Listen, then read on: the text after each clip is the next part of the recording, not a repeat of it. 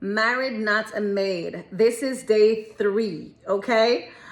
Let's talk about neglect. Oh, you can have your husband and your wife and you still feel neglected. It's just crazy. My name is Nancy Mitchell, Love Guru, your guide to better relationships. Guys, let's dive right into it. This is going to be day 3, okay? Now, you are happy, okay? And you said, okay, this is going to be this person that I want to be with for the rest of my life. No problem. That's okay.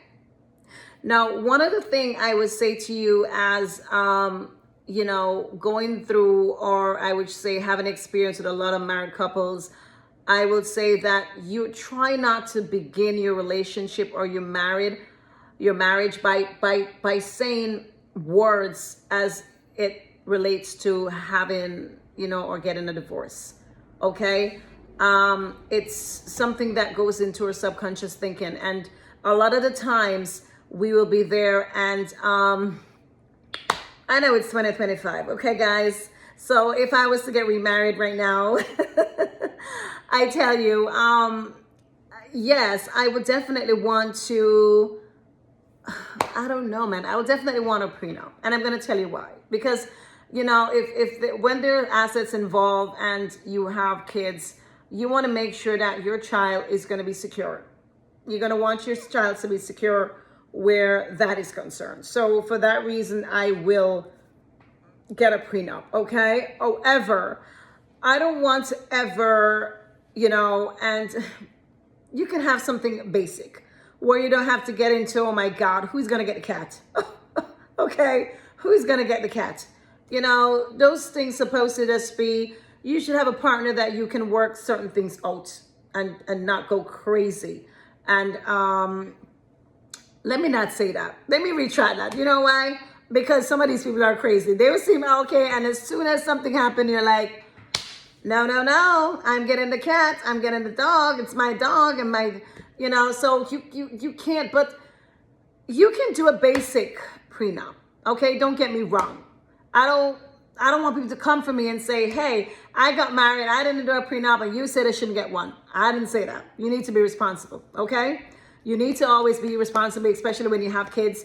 And even for yourself, if something went wrong, you wouldn't want your partner to take away, 3/4 of your wealth, or 3/4 of what you have earned all these years of your life, and go with it. So it's very important that you still protect yourself, okay?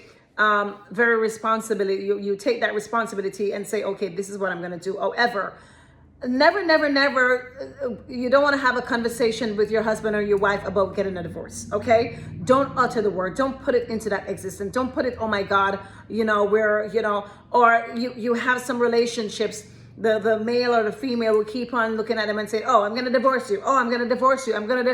When you start saying that, your partner start putting it into their subconscious thinking, and as you say a thing, as you think it, as you feel it, it comes right to pass. Okay. So, again, with my married couples, try not to start your relationship that way. And if you're already in your marriage, please refrain from saying the word divorce, because if you love that person, that's not something that you should ever want to talk about, ever. You don't want to speak about it. You don't want to start having conversation about, you're going to divorce them and all that crap. Don't get into it. Okay. So anyway, don't get me started on this. However, number 1, emotional neglect. Okay. When you're neglected, number 1 is going to be provided isn't the same as being present. And guys, this is mainly for you. Don't better come for me. Okay. You are thinking that you are going to provide the bread.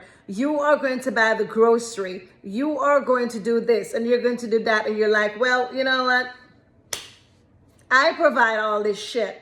That is good enough. Get the hell out of here with that. Okay.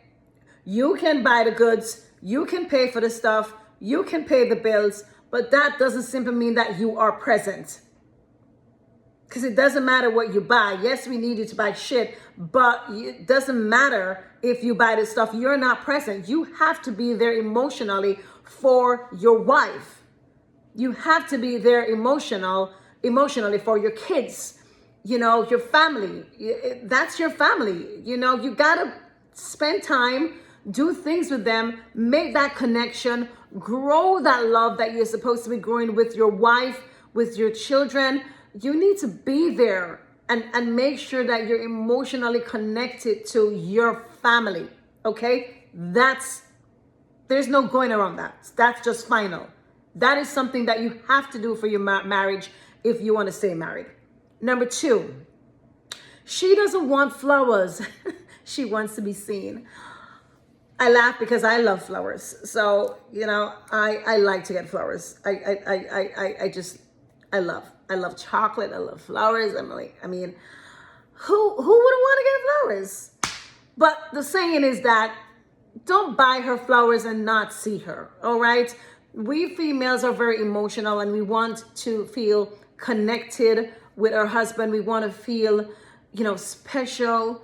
We want to feel alive. We want to feel seen. We want to say, oh my God, we went to the hairdresser and we did our hair today. We want you to come and say, hon, your hair looks pretty. I love it. Or we did our nails today. You said, oh my God, hon, your nails are pretty, or you look so beautiful today. Or, that blouse looks, you gotta want to say things, give her compliments, make her feel seen at all times.